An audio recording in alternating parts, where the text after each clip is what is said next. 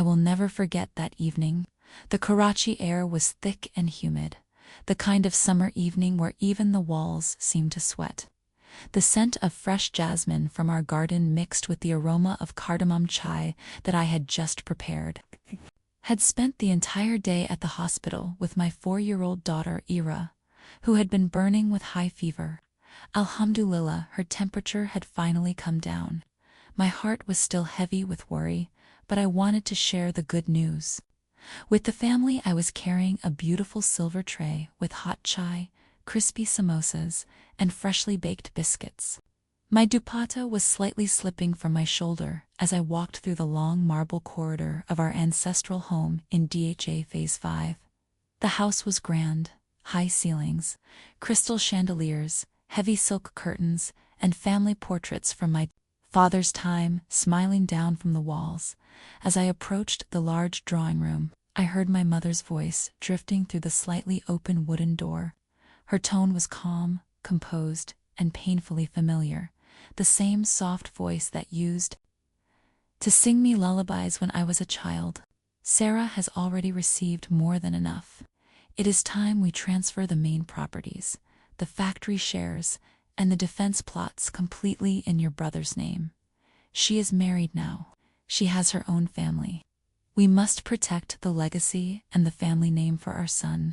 Then came the sound that froze my blood, her gentle, graceful laugh, that same tender laugh I had known my entire life. She was smiling. I could hear it clearly in her voice. That peaceful, loving smile she always wore when she hugged me, when she praised me in front of guests, when she called me her pride and joy. My hands started shaking so violently that the tray rattled. The cup of chai nearly spilled. In that single moment, standing outside the door like a stranger in my own home, I felt my entire world crack open and shatter. My name is Sara Ahmed. For 34 years I believed I was safe because I had a mother. I believed blood meant protection. I believed the woman who gave me life would never try to take it away. But what I didn't know that humid summer evening was that my own mother was smiling gently while carefully pushing me, my husband Ahmed, and our innocent little daughter, off a cliff. I stood there for what felt like forever, the tray growing heavier in my hands, my heart beating so loudly I was sure they could hear it inside the room. Tears blurred my vision as the reality slowly sank in. The woman I loved most in this world, the one I had sacrificed my dreams for, was planning my destruction with complete calmness and a smile on her face. This is not just a story of betrayal.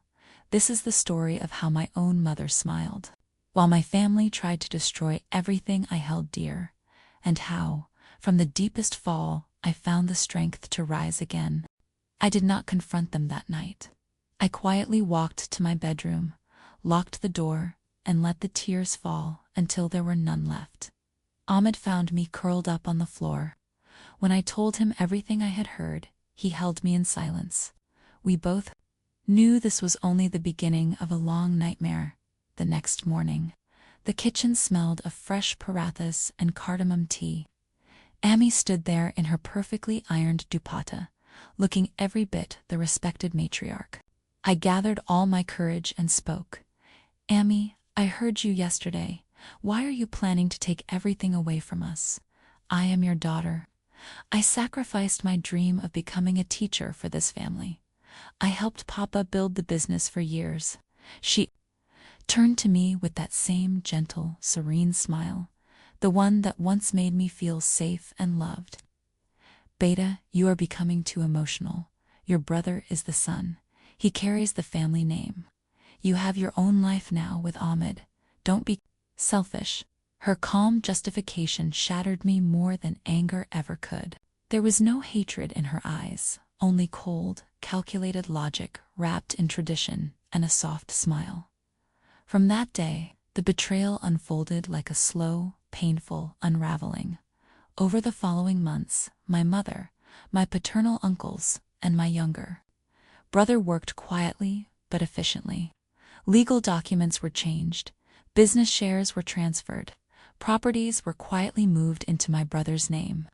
Ahmed was gradually removed from key meetings and decision-making. We started receiving polite suggestions to move into the smaller portion of the house for privacy. Family dinners became the hardest moments.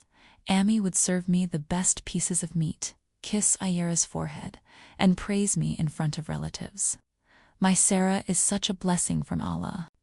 But the moment the guests left, the mask would drop and the real conversations would resume. Little Ayera began sensing the coldness. One night, while I was putting her to bed, she whispered, "Amy, why does Dottie only smile at us when other people are around?" Her innocent question broke me completely. I held her tightly and cried after she fell asleep. The emotional struggle was deep and exhausting.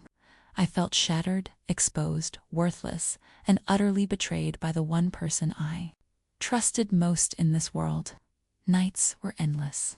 I would wake up at 3 a.m., sit on the prayer mat, and silently weep, asking Allah why my own mother would choose greed over her own blood.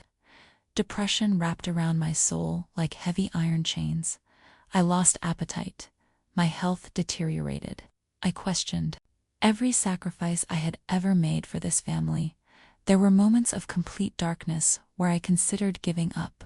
But every time I looked at Ayera's peaceful sleeping face or felt her small hand in mine, a quiet fire began to burn inside me. I refused to let them destroy my daughter's future the way they were trying to destroy mine. I started my secret journey of survival. I began giving tuition classes to neighborhood children in the evenings. I studied family law and business management late at night after everyone slept. I saved every single rupee with fierce determination. I rebuilt my inner strength slowly, one small victory at a time, while pretending that everything was normal. At home, the years passed in a blur of pain, resilience, and quiet growth. There were countless nights I wanted to scream, countless days I felt like running away, but I stayed strong for Ayera, for the life I knew we deserved. After 3.5 years of silent struggle and unwavering determination, my life had been completely transformed. My small, home-based Montessori school had grown into a respected institution with 3 branches and a waiting list of students. I had purchased a beautiful, sunlit apartment overlooking the sea. Ayera was now 8 years old, a confident, joyful, intelligent girl who knew she was deeply loved and protected. One rainy monsoon evening, my mother came to my new home alone. She looked older, tired, and burdened. The grand family empire they had fought so hard to keep only for themselves had suffered serious financial losses due to poor decisions, internal fights, and bad investments. They needed help. She sat on my sofa with that once familiar gentle smile and said softly, "Sara, Beta, we are still one family. Blood is thicker than water. Help your brother and me during this difficult time. Allah will reward you greatly." I looked at her for a long, heavy silence. Every memory rushed through me. The lullabies, the sacrifices, the fake public smiles, the secret betrayals. The nights I cried alone holding my daughter. I spoke with calm, mature strength. "Daughter and granddaughter, you chose tradition and greed over love and fairness. I have forgiven you completely, not because you deserve it, but because I refuse to carry hatred in my heart. I will pray for you and for our family, but I cannot help you. You taught me that families should protect each other. Today, I am protecting mine." I asked her to leave with dignity and respect. In the months that followed, my family faced the natural consequences of their choices. The empire they tried to secure by removing me slowly declined. My mother's once confident smile faded with time. My brother struggled under the weight of responsibilities he was never truly prepared for. I did not rejoice in their difficulties. I simply lived my own peaceful, hard-earned success, my dear listener. If you are walking through the painful valley of family betrayal right now, if the people who are supposed to love and protect you the most are the ones quietly pushing you toward destruction, I want you to remember this truth. Blood does not automatically mean loyalty. Family is not just a relation. It is a promise of love, respect, protection, and fairness. When that promise is broken, you have every right to choose your own peace and build your own wings. My mother's gentle smile while betraying me became the most painful yet powerful teacher of my life. It taught me that real strength is born in the deepest pain. Real forgiveness is the ultimate freedom, and real family is created by those who choose to stay, uplift, and protect you, not by blood alone. Today, I smile with genuine peace.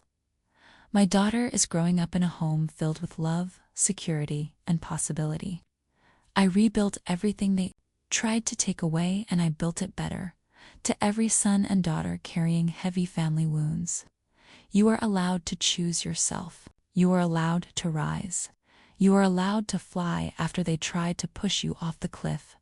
They smiled while pushing us down, but with Allah's help, we learned how to soar higher than they could ever imagine. Thank you for staying with me through this long, painful, honest, and ultimately hopeful journey. If this story touched the deepest part of your heart, please share it.